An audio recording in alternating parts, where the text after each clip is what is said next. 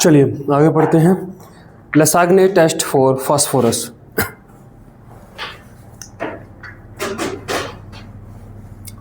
Next लिखिए लसाग्ने test for phosphorus.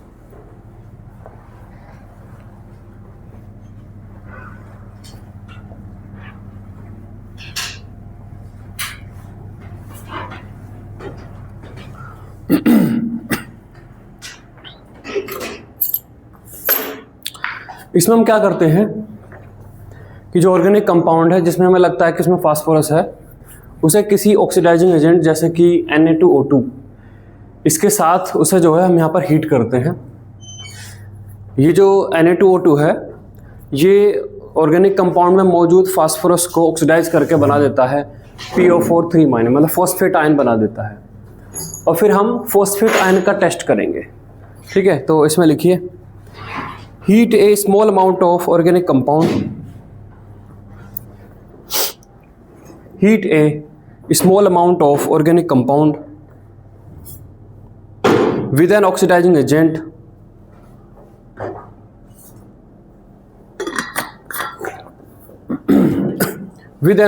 agent such as Na2O2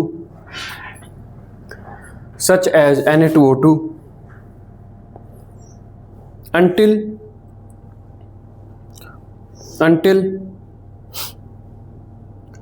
it is completely fused.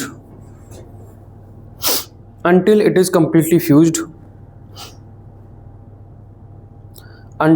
completely fused. Full stop. This process oxidizes the phosphorus.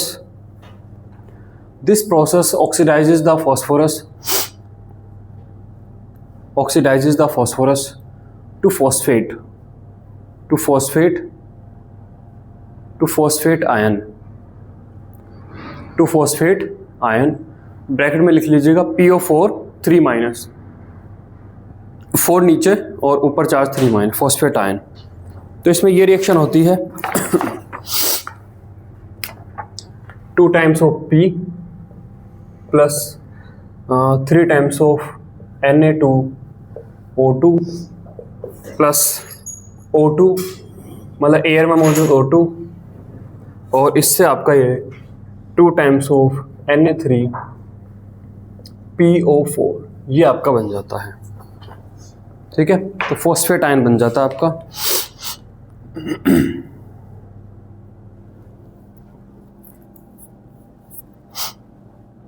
लिखा।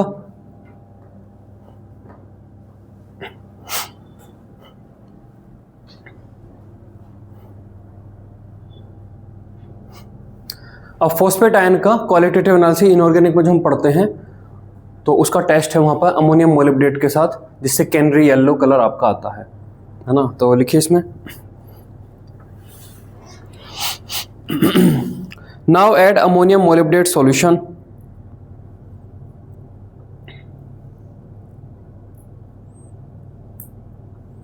Now add ammonium molybdate solution.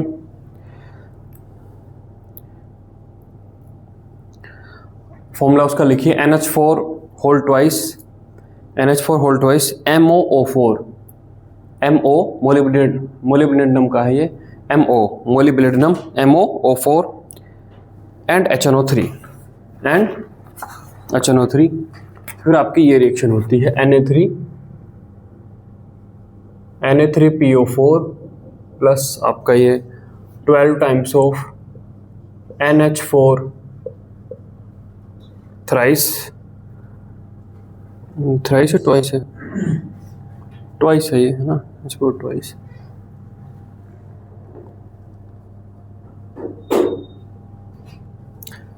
NH4 thrice है NH4 twice MOO4 plus 21 HNO3 gives NH4 thrice PO4 dot 12 MOO3। इसका यहाँ पे yellow colour है और plus आपका 21 times of NH4NO3 और plus आपका 12H2O। ठीक है, ये यहाँ पर होता है और इसका येलो कलर यहाँ पे मिलता है।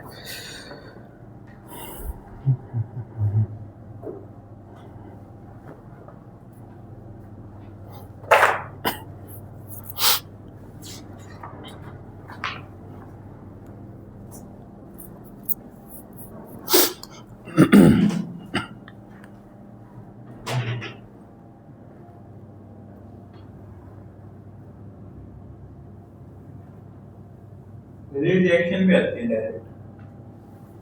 रिएक्शन नहीं आएगी, वो पूछ लेगा फास्फोरस के टेस्ट में क्या बनता है। 4 फॉर्मूले कुछ दे रखे होंगे, तो ये आपका आंसर सही आंसर में होगा।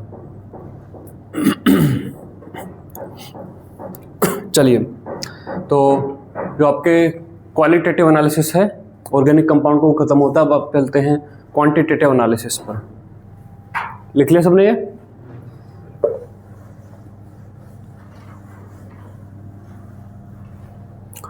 Quantitative analysis of elements.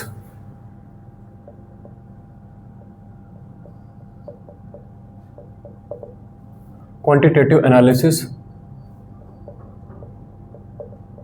Of elements.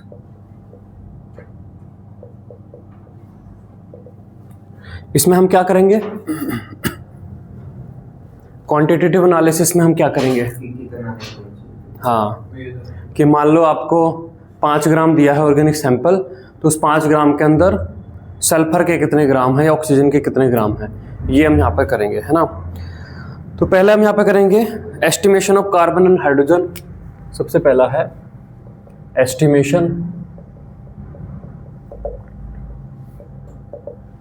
Of carbon and hydrogen. ये एक साथ होता है, ये हाइड्रोजन, और इस मेथड का नाम है Liebig's method. LIEBIG Liebig's method. Liebig's method इसका नाम है।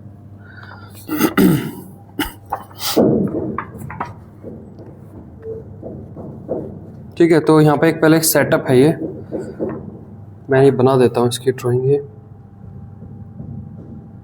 पहले यहाँ पे टेक्स्ट लिखना है, फिर उसके बाद ये डायग्राम को बनाना है ना।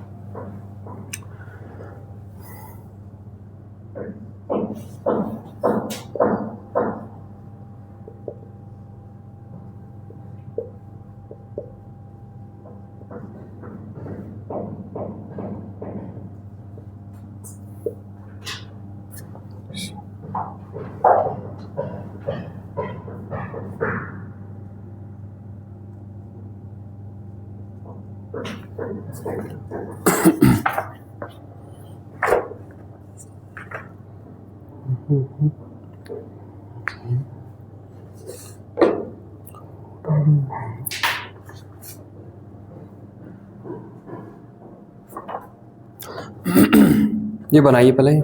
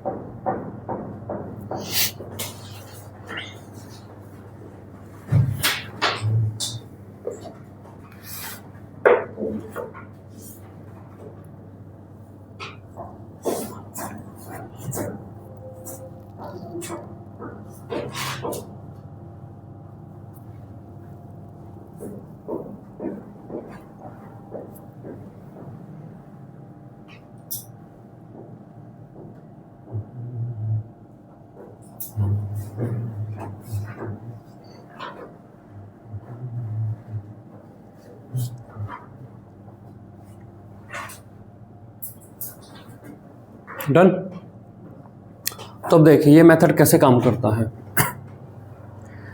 यहाँ पर पहले वाले इस कंटेनर में या इस टेस्ट में यहाँ पर ऑर्गेनिक कंपाउंड को हमने वेट मेज़र कर लिया है, 5 ग्राम है, 2 ग्राम है। ऑर्गेनिक कंपाउंड वेट मेज़र करने के बाद प्लस CuO ये यहाँ पर रखा जाता है और इसको हीट किया जाता है। हीट करने से अकेला Cu भी उनको ऑक्सीडाइज करके CO2 और H2O बना सकता है, लेकिन ये इंश्योर करने के लिए कि कंप्लीट जो भी कार्बन और हाइड्रोजन है वो कंप्लीट आपका ऑक्सीडाइज होकर CO2 और H2O बन गया है। इधर से एयर या O2 की सप्लाई भी हम रखते हैं, है ना, जिससे ऑर्गेनिक कंपाउंड में मौजूद सारा कार्बन CO2 बन जाए, सारा हाइड्रोजन H2O बन जाए। तो यहाँ से क्या बनेगा, यहाँ से H2O और CO2 बनेंगे, गैस फेज में बनेंगे, ठीक है। वे यहाँ से निकलेंगे, तो जब ये एनहाइड्रस CaCl2 में जाएंगे तो जो H2O वो यहाँ पर क्या हो जाएगा, एनहाइड्रस CaCl2 H2O को वेपर को क्या कर लेगा, ट्रैप कर लेगा।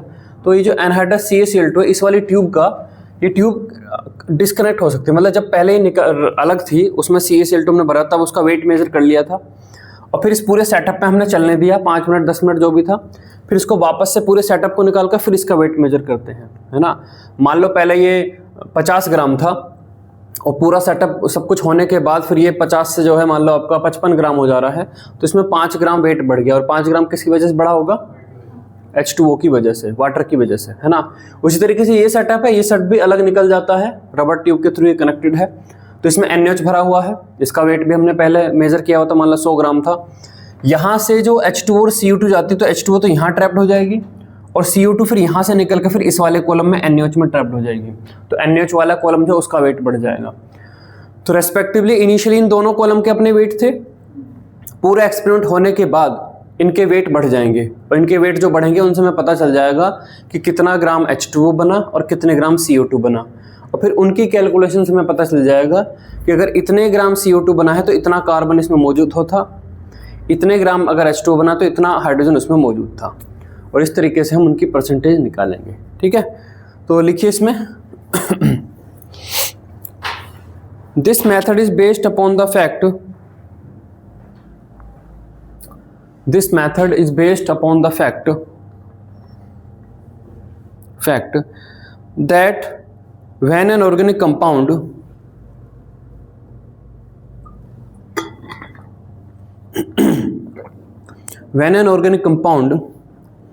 is heated strongly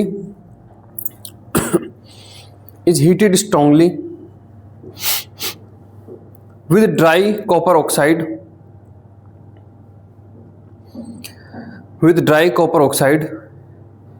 in the presence of oxygen or air,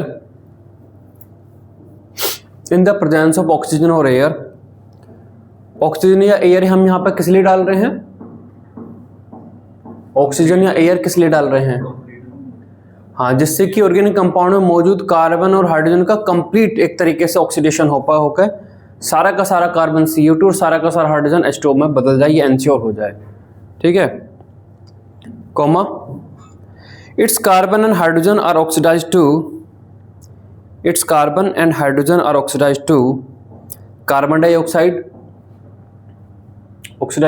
carbon dioxide and water vapors respectively,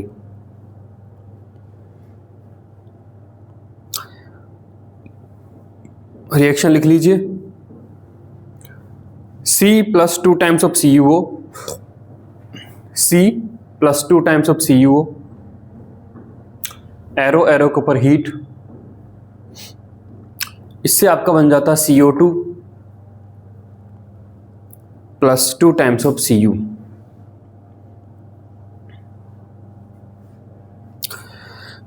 next लिखिए 2 times of H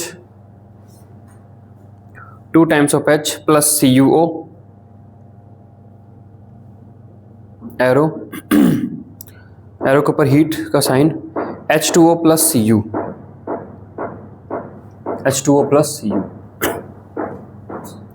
कई बार थोड़ा सा ऐसा लगता है ना कि जैसे मान लो अगर पेट्रोल, किसी बाइक में पेट्रोल का कंबशन हो रहा है, बाइक चला रहे हैं, पेट्रोल कंबशन हो रहा है, तो काफ़ी सरप्राइजिंग लगता है ना कि इस साइलेंसर में से पानी भी निकलता होगा। ऐसा निकलता है ना, केवल CO2 गैस ये सब निकलती हैं, देखा उसमें से पानी निकलता हुआ है? बाइक के साइलेंसर में से या कार के साइलेंसर में से आपने पानी निकलते हुए देखा है? हाँ, कार के में से देखा है।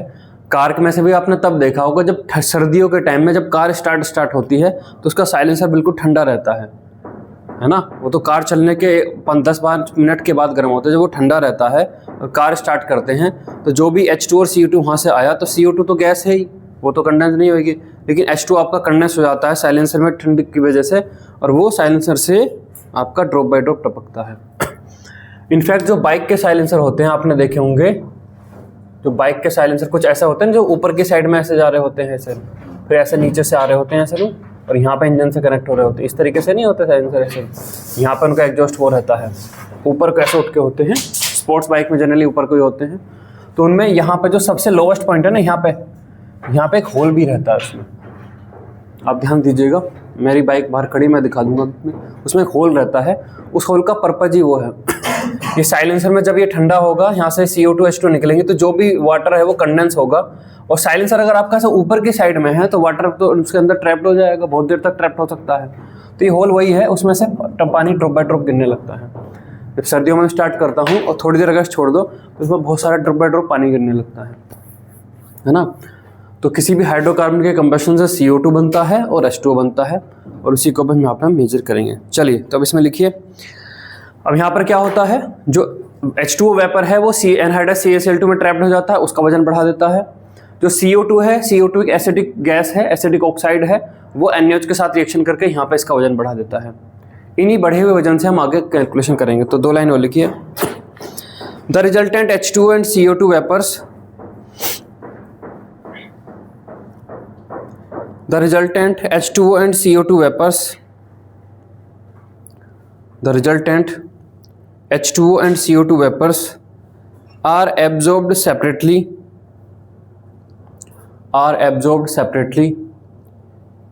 in anhydrous CaCl2, in anhydrous CaCl2 and NaOH, and hence the weight of absorbed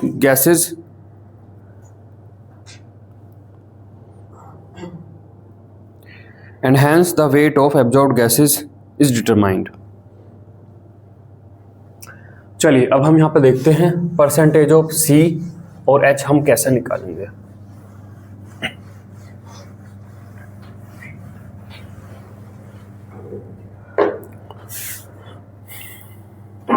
चलिए देखिए 44 ग्राम ऑफ CO2 हैव, अगर 44 ग्राम CO2 है, CO2 का मोलिकुलर वेट है 44, तो 44 ग्राम अगर CO2 तो उसमें कितने ग्राम कार्बन है?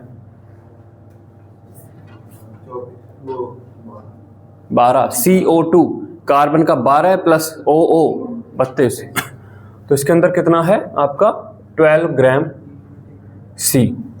मान लो अभी जो यहाँ पर CO2 निकली है वो x ग्राम निकली है, तो x ग्राम ऑफ CO2 है, कितना हो जाएगा उसमें 12/44 इंटू x. मैं इसे ऐसा करके लिख लूँ x डिवाइड बाय 44 और इंटू 12, ऐसा भी करके लिख लूँ, कोई समस्या इसमें? तो ये बेसिकली क्या दिखा रहा है, x हो गया CO2 का वेट डिवाइड बाय उसका मोलिकुलर वेट, तो ये क्या होगा CO2 के मोल. अब जितने CO2 के मोल होंगे उतने ही कार्बन के मोल होंगे, तो CO2 के मोल मतलब कार्बन के मोल इंटू 12, तो ये हो गया कार्बन का वेट. ठीक है, तो अब यहाँ पर देखिए percentage of carbon in compound, आपका यहां पर क्या हो जाएगा x divide by 44 into 12 divide by यहां पर w, जहां पर क्या है w आपका यहां पर क्या है weight of organic compound, weight of organic compound. ठीक है, ठीक, ये क्या हो गया ऊपर क्या आ गया, हाँ इंटू 100, इतने परसेंट है ना, इतने परसेंट आ जाएगा. ऊपर क्या हुआ कार्बन का वेट हो गया, नीचे हो गया हमारा ऑर्गेनिक कंपाउंड वेट इंटू 100. तो इसे और जनरलाइज करके लिख लीजिए यहाँ पर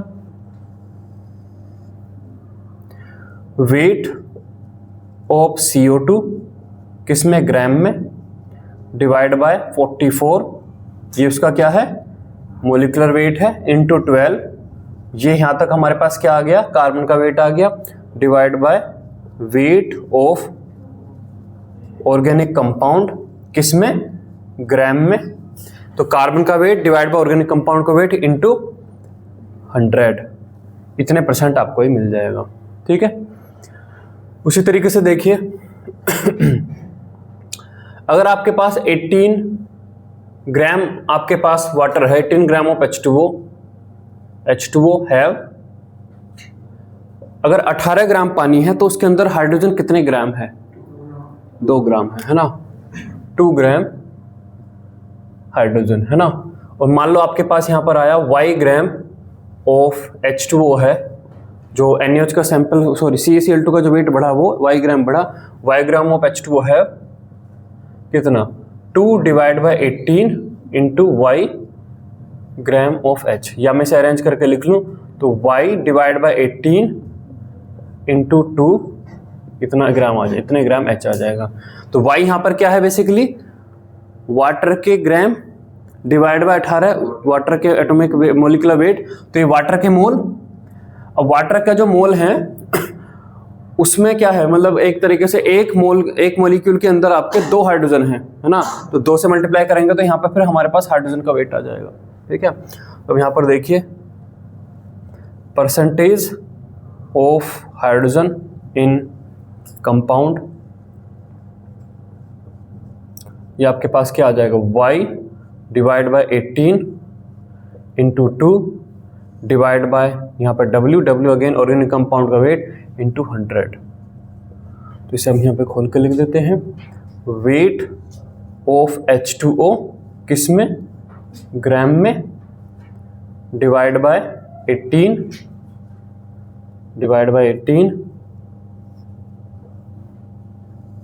इंटू 2 और यहाँ पर डिवाइड बाय यहाँ पर आपका वेट ऑफ ऑर्गेनिक कंपाउंड किस में, ग्राम में, इंटू 100। ठीक है, ऐसे इसको ध्यान लगाएं। तो ये आपके दो फॉर्मूले यहाँ पर आ जाते हैं।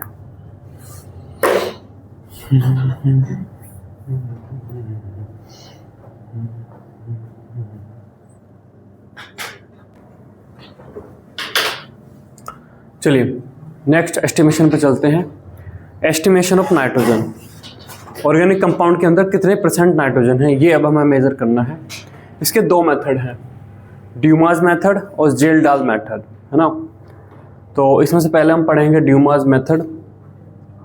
ठीक है, तो ड्यूमास मेथड में बेसिकली क्या है, ड्यूमास मेथड में ये बोलता है कि एक ऑर्गेनिक कंपाउंड जिसके अंदर नाइट्रोजन है, मान लो नाइट्रोजन है, हाइड्रोजन है, कार्बन है, ये सब कुछ उसके अंदर मौजूद है, उसको अगर CuO के साथ हीट किया जाता है तो क्या होता है, जो कार्बन है वो CO2 बन जाता है, वो भी देखा, जो हाइड्रोजन है वो H2O बन जाता है, जो नाइट्रोजन है वो N2 बन जाता है। और N2 को हम मेज़र कर लेंगे कि N2 कितने ml बना STP पर, है ना। N2 जो गैस है वो डायरेक्टली किसी एब्जॉर्बेंट के अंदर एब्जॉर्ब नहीं हो सकती, जैसे कि हमने यहाँ पे एनहाइड्रस CaCl2 के अंदर H2O को एब्जॉर्ब कर लिया, या फिर हमने NaOH के अंदर हमने यहाँ पर CO2 को एब्जॉर्ब कर लिया। ऐसे N2 किसी से रिएक्ट नहीं करती, तो N2 को आप एब्जॉर्ब करा कर सैंपल का वेट बढ़ गया ये तरीका नहीं अपना सकते। N2 को आपको डायरेक्ट देखना पड़ेगा कि STP पर उसका कितना वॉल्यूम बन रहा है ना। फिर वही कि इतना वॉल्यूम बनता तो इतने ग्राम नाइट्रोजन होगी, इतना वॉल्यूम बना है तो कितने ग्राम नाइट्रोजन है। तो चलिए लिखिए, this method is based on the fact, this method is based on the fact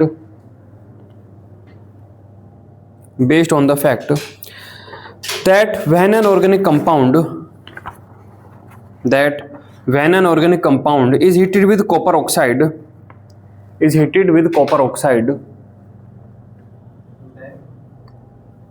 that when an organic compound is heated with copper oxide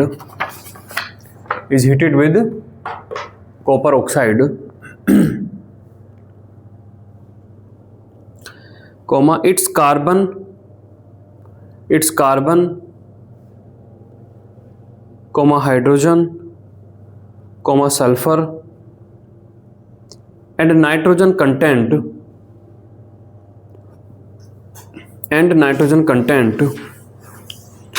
are converted into CO2, carbon बन जाएगा CO2, comma H2O, hydrogen बन जाएगा H2O, comma SO2, sulphur बन जाएगा SO2 and N2 respectively.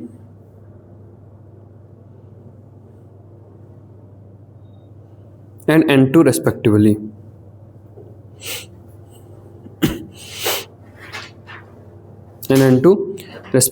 वो कैसा भी organic compound होता है पूरा टूट जाता है, हाँ टूट जा रहा है ना। Full stop. इसी में आगे लिखिए, in case of any traces of nitrogen oxides are formed, in case of any traces of nitrogen oxides are formed, जब नाइट्रोजन की रिएक्शन होती है तो नाइट्रोजन की CuO के साथ रिएक्शन करने से N2 भी बनता है और नाइट्रोजन के ऑक्साइड भी बनते हैं। तो अगर कुछ % में नाइट्रोजन के ऑक्साइड बन गए तो उसके लिए कह रहा है, any traces of nitrogen oxides are formed, comma these are reduced back to free N2,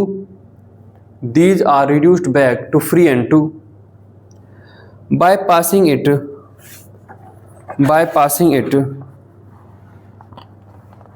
over copper gauze,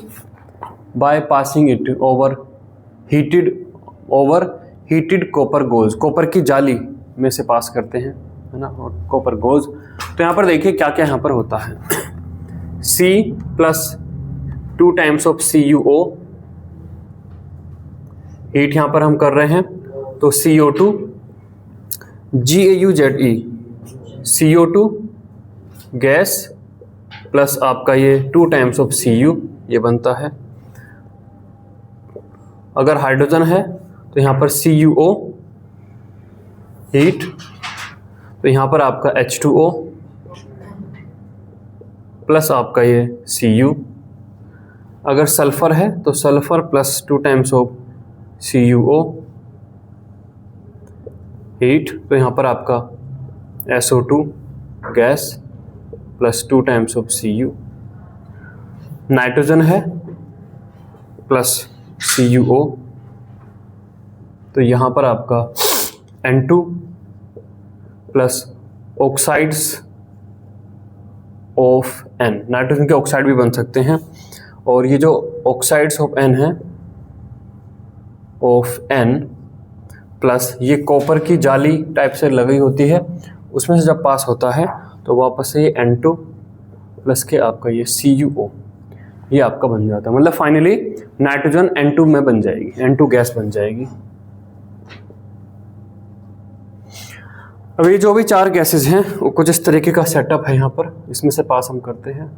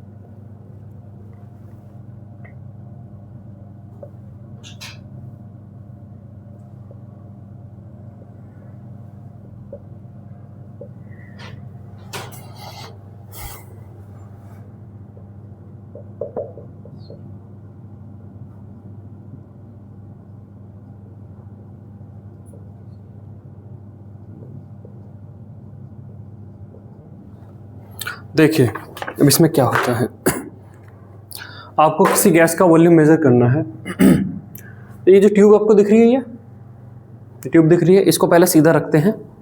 सीधा रख के से पूरा ऊपर तक पानी से भर देते हैं, है ना।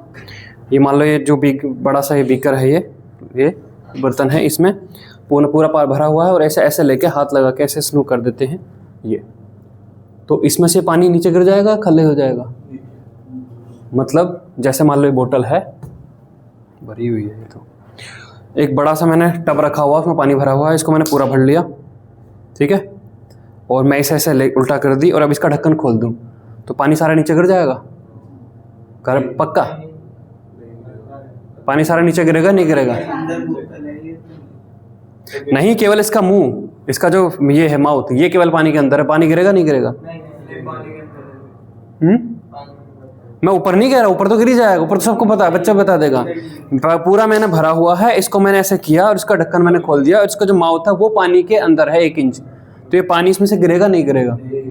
नहीं गिरेगा, क्योंकि इसे नीचे गिरने के लिए हवा चाहिए ऊपर, और जब तक इसे हवा नहीं मिल रही ये नीचे नहीं आने का। ठीक है, अब इसमें हम यहाँ पे क्या करते हैं, नीचे से एक पाइप है जिसमें से अगर कोई हवा आ सकती हो तो हवा इस वाले गैप को भरने लगेगी, पानी धीरे धीरे नीचे आने लगेगा। तो जितनी हवा आएगी ये पानी उतना ही नीचे नीचे आएगा। इतनी हवा आ गई, 5 ml हवा आ गई, 10 आ गई, 15 आ गई, 20 आ गई, ऐसा ही काम करता है। ठीक है, तो यहाँ पे जो लिखा हुआ है ये रीडिंग ऊपर से चालू हो रही है।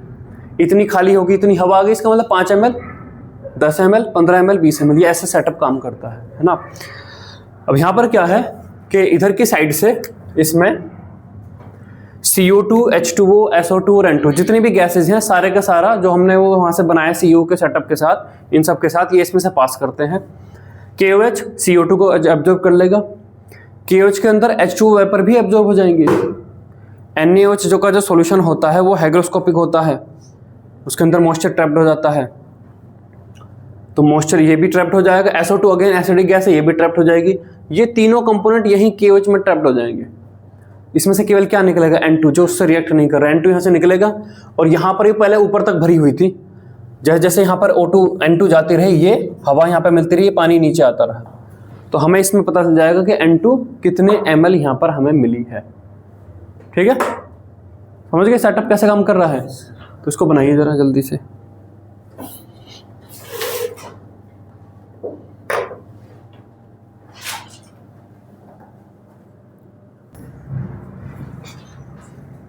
चलिए यहाँ पे 2 लाइन लिखिए, CO2, H2O, SO2 और N2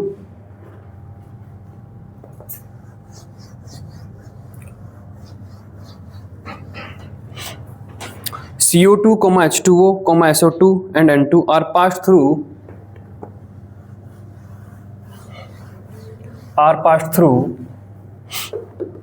NaOH और KOH, are passed through NaOH or KOH, are passed through NaOH or KOH,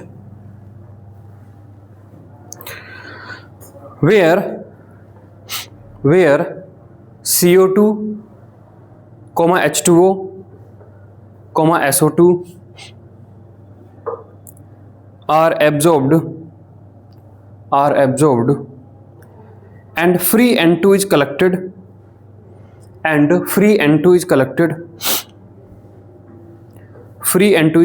in inverted tube.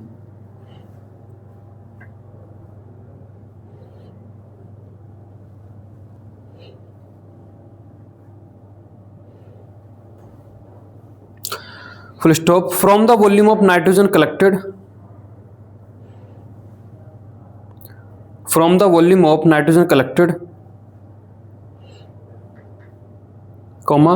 percentage of nitrogen can be calculated.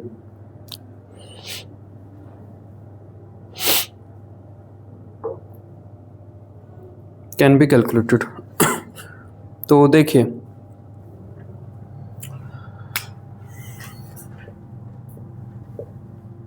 बाईस 400 ml of N2 at STP have